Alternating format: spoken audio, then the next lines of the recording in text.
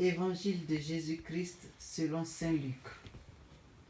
En ce temps-là, comme Jésus était en train de parler, une femme éleva la voix au milieu de la foule pour lui dire « Heureuse la mère qui t'a porté en elle et dont les seins t'ont nourri. » Alors Jésus lui déclara « Heureux plutôt ceux qui écoutent la parole de Dieu et qui la gardent. » Acclamons la parole de Dieu.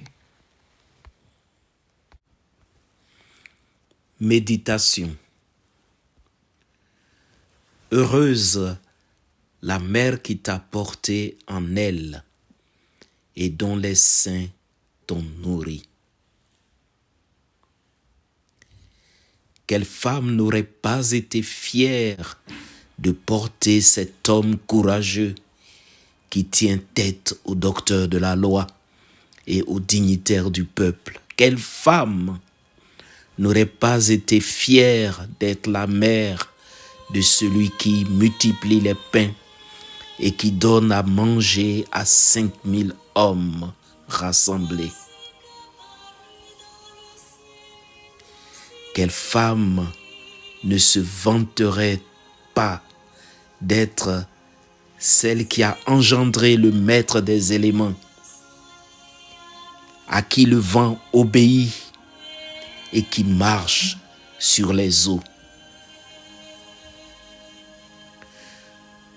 Heureuse celle qui a porté celui qui guérit l'aveugle-né, qui fait entendre les sourds et parler les muets. Quelle chance à cette femme, chance unie pour la mère de celui qui ressuscite la fille de Jaïr et le frère de Marthe et de Marie. Oui, elle est bienheureuse, Marie.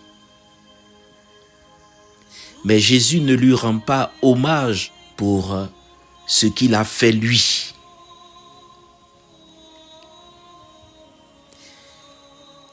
Il lui rend hommage pour ce qu'elle représente, elle, pour notre monde.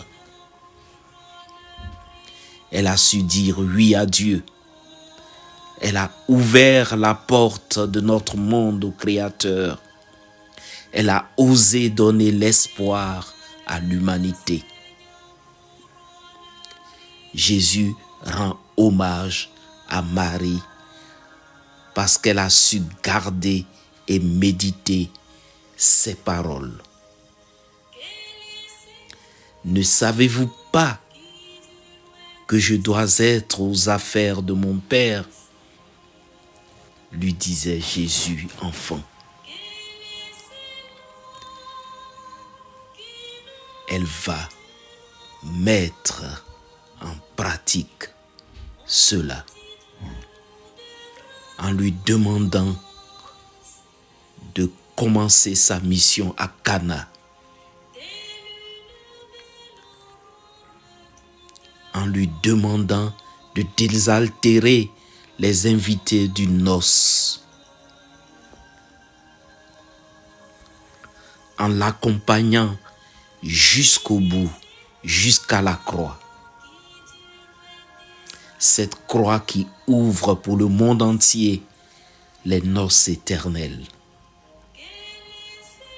Oui, heureuse plutôt celle qui écoute la parole de Dieu et qui la met en pratique.